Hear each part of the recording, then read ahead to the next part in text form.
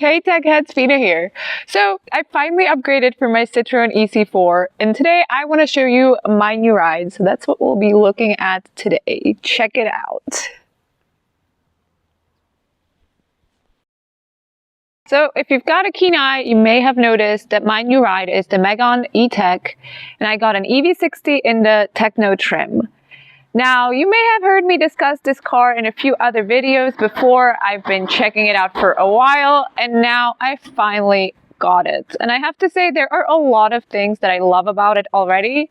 Disclaimer, I've only had it for a couple days, so I haven't tested everything just yet. But today, I just want to walk you through my first impressions, show you some of the stuff that I really love already, maybe a couple things that are not as awesome as I expected, but mostly it's going to be all good. But let's get inside the car and take a closer look. Okay, before we get into the car, I just want to show you how my new car greets me when I walk up. It's pretty cute. So I can either press the unlock button or I have the keyless opening as well. But check it out. It blinks its little eyes at me. The door handles pull out so I can go ahead and walk right in. It's kind of like a cute little friendly thing giving me a hand here. And the welcoming noise. Okay, so here we are inside the car. Pretty good timing because actually very shortly after I got in, it started raining quite heavily. So good thing we got in. So first thing I want to point out is probably the upholstered touches that the interior has. So as you can see here, here at the front, as well as on the sides, we have nice little upholstered touches. So it's not just all plastic like my EC4 was, for example. And I have to say it gives the car kind of a more luxurious and just a warmer feeling overall. Even this, these little touches like this, it's really nice. It looks a lot better than just that plain hard plastic. So I really like that.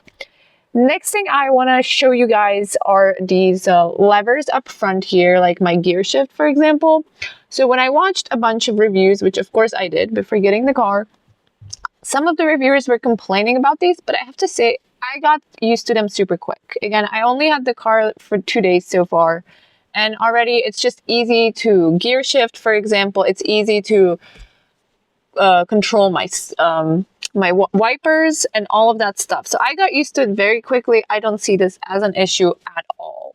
The seating has been quite comfortable for me. I'm still finding my perfect setup. So I'm not, there are still adjustments that I'm making, but overall it's comfortable. And again, I'm just really enjoying it. I feel very comfortable driving the car. Another thing I really love is, you could pan right over here, the huge infotainment display and the huge map that I get. Okay, another quick just stop that I want to take here is to take a closer look at the steering wheel. So some of the reviews that I watched inaccurately said that these are touch buttons, but that is not true. So check it out. If I just touch it, actually nothing happens. But if I go ahead and press the button, then things start happening. So I get my view here. I can see my consumption, distance traveled, and get a lot of information from this car, which is something I really missed in my EC4.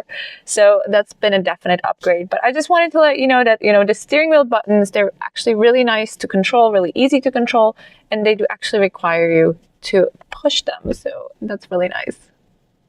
Another thing I really love and want to show you is the huge infotainment screen. So you can just pan over here.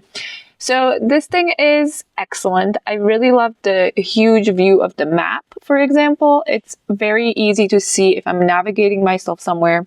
I can actually also display the map on the display in front of me, but I'm more used to this, so I am perfectly happy with this huge display in the middle.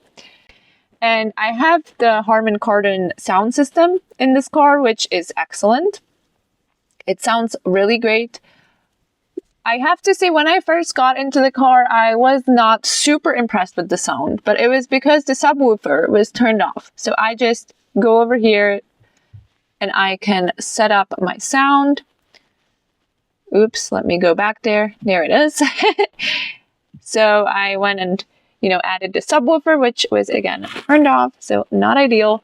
And now that I have set up the sound as I like it, I chose the concert setting. It's really good and it sounds awesome. I love driving around with it. Okay, so let's take a closer look at that 360-degree camera as I promised. So this is pretty cool. I've been enjoying this because I can get all kinds of different views here, right? So that's me from the top. This is the back. Top again. And now we're taking a look at the 360-degree camera. So this is cool. I can see myself in the terrain. Now, obviously, I don't have anything around myself right now, but can you just imagine how handy this is if you're in a tight parking spot, or if you're trying to get into a tight parking spot, or you're not sure what's behind you, whatever it may be. I really like it. I'm, again, still playing around with it because it's brand new, but so far, I really love it. Another thing that's a cool feature is my rear view mirror here. So right now it's just in the mirror setting, but if I flip it up like this, it actually also has a camera in the back. So this is really great. I especially love it at night because it just gives me so much more information about what's behind me, especially in the nighttime. One thing that I do have to still get used to is it does show the distance. The distance is not like, sometimes it feels like the car behind me is a bit closer than it actually is. So that's definitely one thing to get used to. But other than that, I really love it. One thing that's kind of funny about this feature is if someone's driving behind you, you actually kind of, you know, see the face of the people behind you. So you're kind of like, oh, what are you guys doing back there? So that's a little bit of a funny, just a funny thing there. But overall, I really like it. I'm still getting used to it. Again, it's like a bit of a different experience than your classic rear view mirror, but I already see definite pluses there. Okay, so that's a quick overview of some of the things that I really love so far. There are definitely more, and I'm sure I'll come back to tell you about more of them. Just to mention a couple things I'm not loving so far and that I will definitely be having to get used to. First one is this little compartment over here. When I was watching reviews, a lot of people couldn't figure out how to open it. Now, I found a way to open it, but it's a little bit counterintuitive. So you see you have this little lever here. Now, when I grab it from the top, typically you'd expect I would pull this back to open it. But here you actually have to push it backwards to get in. So that's kind of a weird thing, you know, it's unusual. Typically I would pull up. Now I have to push it back. It's a small adjustment. I will get used to it pretty quickly, but that's one thing that I don't understand why they made it that way. Why they didn't just make it the intuitive way that we always open things. So that's a little bit weird. Another thing I am getting used to that I don't love are these huge panels here. And the reason I don't love these especially is when I'm driving around Prague, we have quite a lot of pedestrian traffic, a lot of pedestrian crosswalks. And every once in a while, if there is a pedestrian just in the wrong angle, you do not necessarily see them right away. That I find a little bit frustrating. Another thing that some people might find a little bit frustrating is there's only one cup holder. Well, there's only one like made cup holder. So you see it here, my cup fits quite nicely. There's this thing that you can use, these two little sliding partitions, to make your own other cup holder. Now here it doesn't fit quite as well. So that's not ideal. If you're a big cup holder fan, you might miss having a second one. But other than that, it's a very spacious space here. I put this little this here just to protect the car, not to scratch it up for my keys.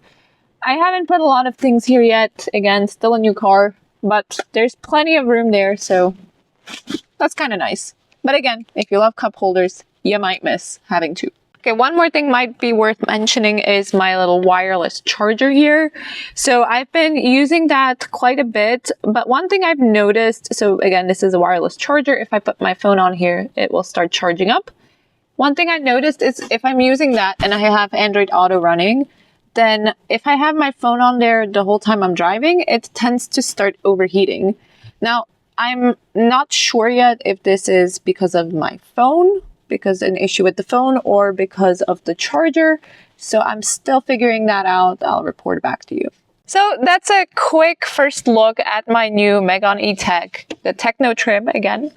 And I am really happy that I got it. I'm really looking forward to getting to know it a bit better, getting to know more things about it. This has just been a quick look at some of the things I'm loving already, some of the things I'm not loving quite as much. We'll definitely take a closer look at some of these other things in the future. So thank you all for joining me. I'm super hungry, so I have to go eat lunch. But I hope you enjoyed the video. As always, please like and subscribe if you haven't done so already. Leave me a comment. Let me know what do you think about this car. Let me know if you have any questions. Thank you all for watching, and I will catch you next time.